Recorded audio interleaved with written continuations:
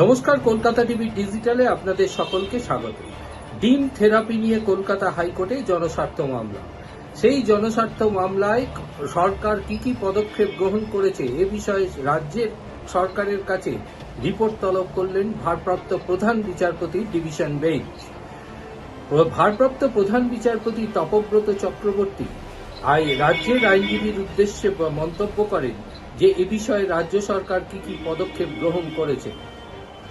আবেদনকারীর আইনজীবী কল্যাণ বন্দ্যোপাধ্যায় দাবি করেন যে বিভিন্ন জায়গায় ডিম ছোড়া হচ্ছে এবং অভিযুক্তদের গ্রেপ্তার করা হচ্ছে। তাদের উদ্দেশ্যে ডিম ছোড়া হচ্ছে বিভিন্ন মন্ত্রী থেকে শুরু করে বিভিন্ন সরকারি রাজনৈতিক দলের নেতৃবৃন্দ এই বিষয়ে ইন্ধন যোগাচ্ছে।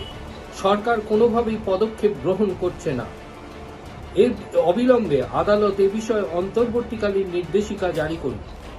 তার কারণ, আদালতের হস্তক্ষেপ ছাড়া এই বিষয়টি কোনোভাবেই বন্ধ হওয়া সম্ভব নয়। কারণ সরকার অর্থাৎ রাজনৈতিক দলের এর মধ্যে ইন্ধন রয়েছে।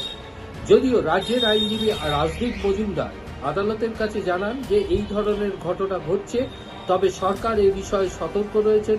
সরকার বিভিন্ন জায়গায় প্রচার করছেন যাতে এই ধরনের ঘটনায় যাতে কেউ অংশগ্রহণ না করে বা এই ধরনের ঘটনা না ঘটায়, সে বিষয়ে সরকার জনসচেতনতা গড়ে তুলছে।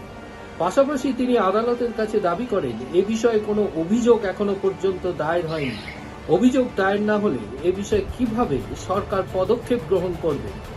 বিচারপতি তপব্রত চক্রবর্তী রাজ্যের আইনজীবীর উদ্দেশ্যে বলেন যে এ বিষয়ে কোথায় কত ঘটনা ঘটেছে এবং তার প্রেক্ষিতে সরকার কি কি পদক্ষেপ গ্রহণ করেছে সেই বিষয়টি আদালতে হলফনামা দিয়ে জানাতে হবে।